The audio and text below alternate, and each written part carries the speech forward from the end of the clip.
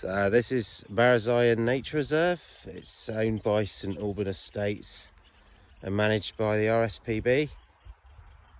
So once upon a time it was known as Marazion Green, that top bit along there. And it's Cornwall's largest reedbed habitat. They come from all over for the bird watching and spotting. Once upon a time it spread all the way from Marazion to Penzance. And in about another 100 years it it will grow again.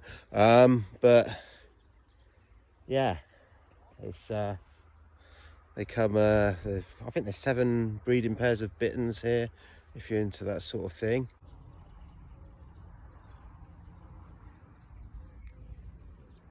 Yeah, a long time ago I believe they used to do Cornish wrestling on the top over there.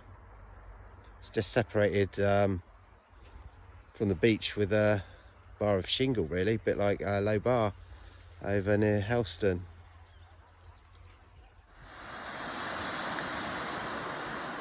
Yeah, it's about 25 to 11 on Monday the 17th of June.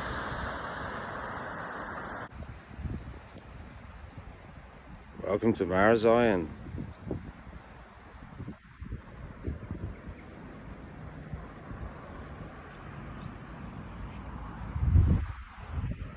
It's I don't know, one of Cornwall, if not Britain's oldest charter towns. We've got the oldest gig club in the country. We've got the oldest male voice choir in Cornwall.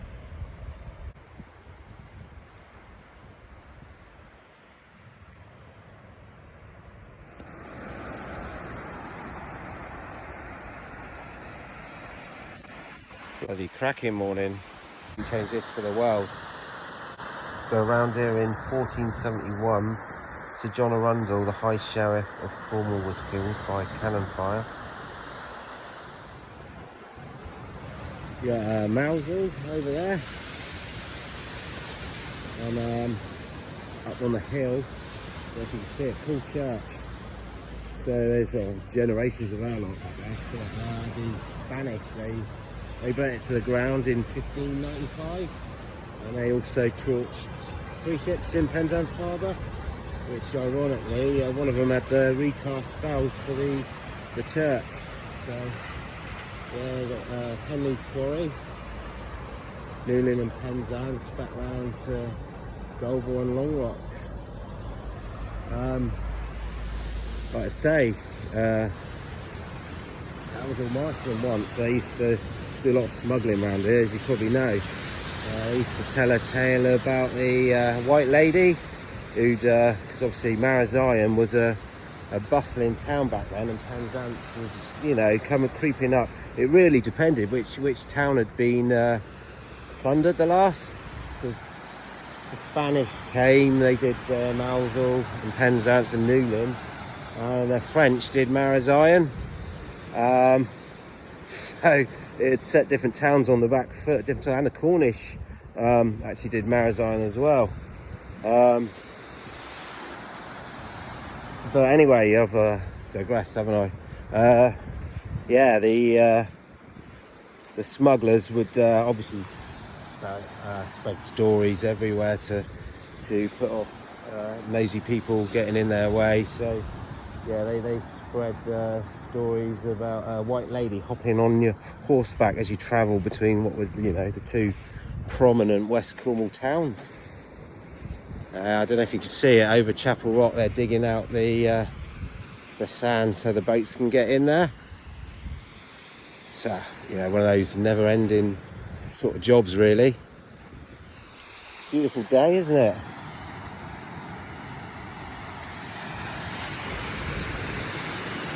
Couple of sup borders going out between the 2 Hogus rocks.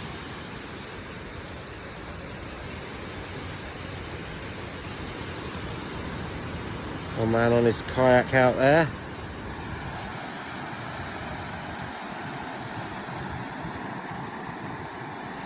St Michael's Mount. It's been there since the 12th century.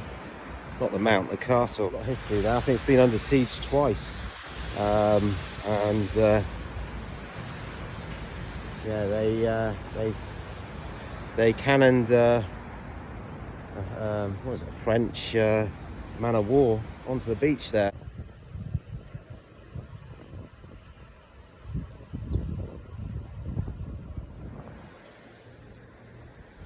This little beach here between Guelva and the Top Tee, I think it's called Pig Cove. Not a lot of people know that.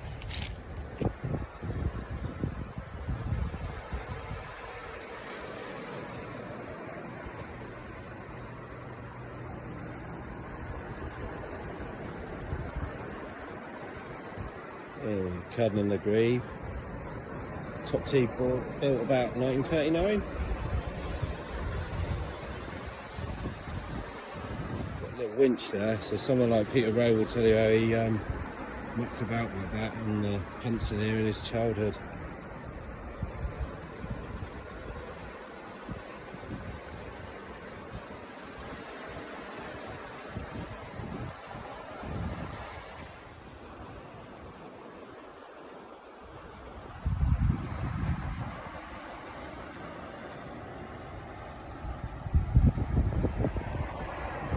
Top Town Beach, Benton Cove over there. You're going round to Trinell, Cabbage Patch, Boat Cove, and all the rest over to Perrin. Going up and over there. They have different names over time. I think Boat Cove was once called Bly's Cove or Trevelyan Cove. A lot of people call this the East Beach. There's a little rock over there called Little London. Invariably, these probably means that I don't know, a sailor of London origin probably clung for dear life there once and eventually passed away from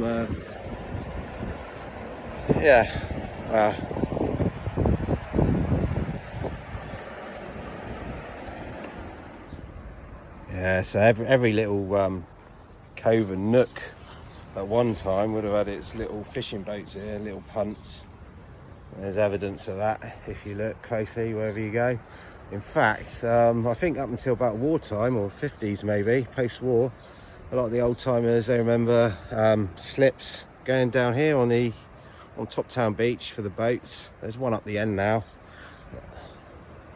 Not used for that, but it's good for foot access.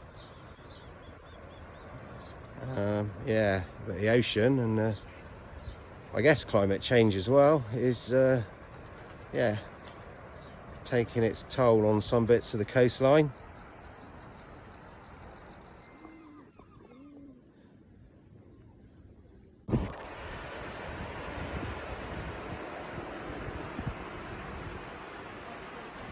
If you like coffee and cake, go in a copper spoon. If you like galleries, it's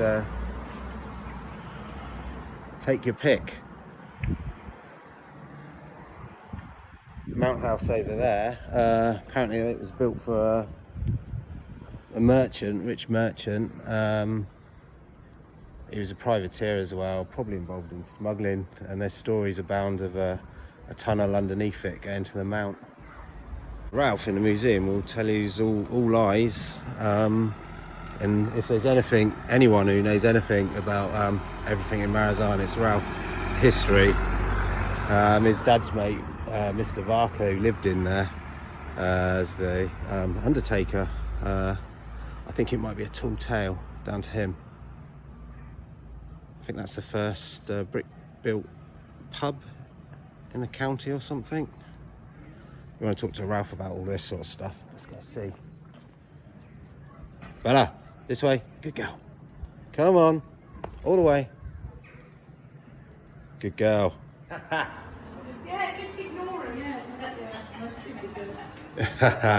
Ralph's got me in here once a fortnight. Oh, Yeah. right. Dog can come in as well. She's shy. Oh. There's the old wall spike there. Yeah.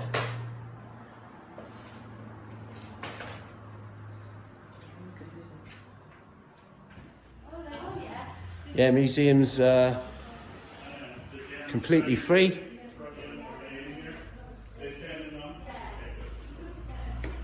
As I'm Melville's choir boy.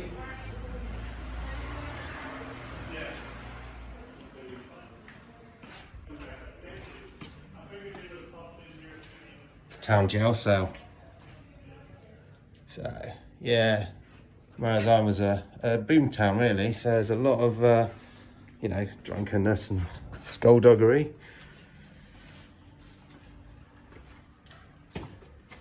And then there's a display about the war spike because it broke its toe off Melpus Ledge, about a mile out of off Cudden, and yeah, grand old lady of the sea ended up getting salvaged on the beach between the mount and the Great Hogusser. So yeah.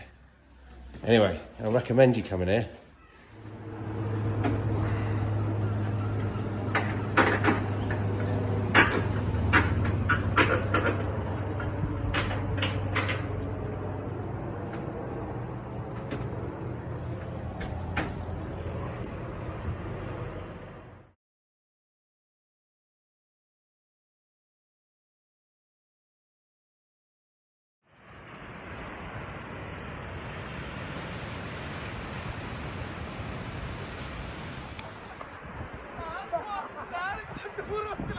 Adrian and Reggie having a natter, so Mermaid was just up alongside old boy, some boy.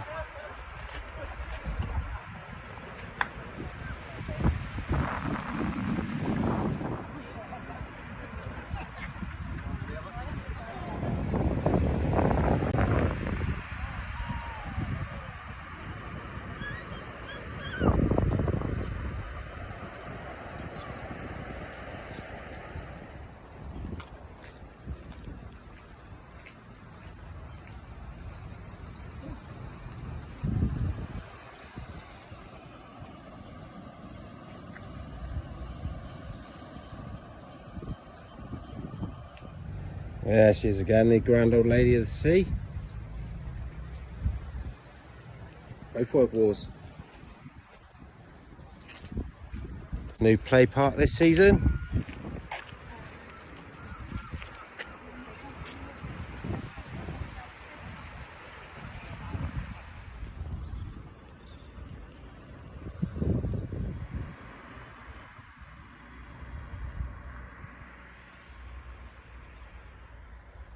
Got the nature reserve again where we started out.